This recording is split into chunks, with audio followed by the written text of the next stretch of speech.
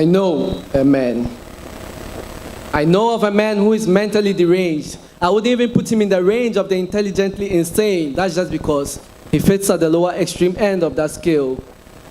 Among the men and women who parade the streets day and night, stark naked, unaware that the fruit had been eaten and that their bodies needed a cover to hide their guilt from this knowledge. This knowledge, a complex phenomenon to their minds since they are meant to be insane. Men and women who pick and eat grains of sand and dust with rubbish for dessert as if they were dining with a serpent. Men and women who embark on journeys of 1,000 miles barefoot and foot no bills because they need no utilities and no light. Now back to this man. I saw him walking down the road the other day, disheveled and bedraggled, flies dancing around his sores like the choreography section of a theater group, and feet swollen from the everlasting walk of shame. His clothes in tatters beyond the healing prowess of any tailor sewing machine. This is a man not any of us would like to spend even a minute with for $1 million. To tell you the truth, he wouldn't even spend time with himself. No wonder his conscience and sanity found an escape route from the deepest corners of his mind, leaving behind a mass of dead brain cells that did not really matter because all they did was occupy space now. Some way, somehow, this man is like Jesus. His love for us got him doing things we would call crazy. He will flip the alphabet from A to Z just to find the right letters to spell Love.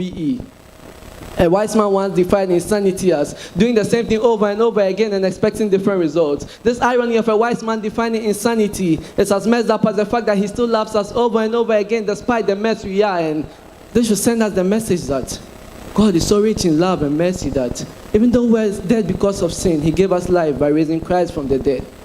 Christ endured the torture for me, a broken creature. Love, they say, is blind, not by, but to all flaws of the person in question. I wonder why you question God's love for us. So, just as the Israelites fell in love with manna, we've got to love one another. So, let this mind be in you. Let this mind be in us, as was in Christ Jesus, who being in the form of God, thought it not robbery to be equal with God, but made himself of no reputation and took upon himself the form of a servant, and being found in fashion as a man, became humble and obedient unto death, even the death of the cross.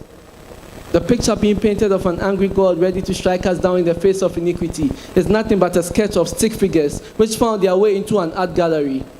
The true artist paint the picture of a loving God on the canvas of grace. The true artist paint the picture of a loving God on a canvas of grace. This man laid down his life for us. Some of us can barely lay our bed to save our own lives now. According to the mathematics of 1 Corinthians chapter 13, everything else minus love equals nothing, meaning the tithes, the prophecy, the knowledge, and the tongues all amount to nothing if you are not filled with love. The law is founded on love. I mean, think about it. If we really do have love for man and humanity and for God, there will be no adultery, neither will there be idolatry. Love is the ultimate fulfillment of the law. God created us in his image. God is love. Need I say more? The choice is ours. Now it's no surprise an insane person is seeking asylum in love.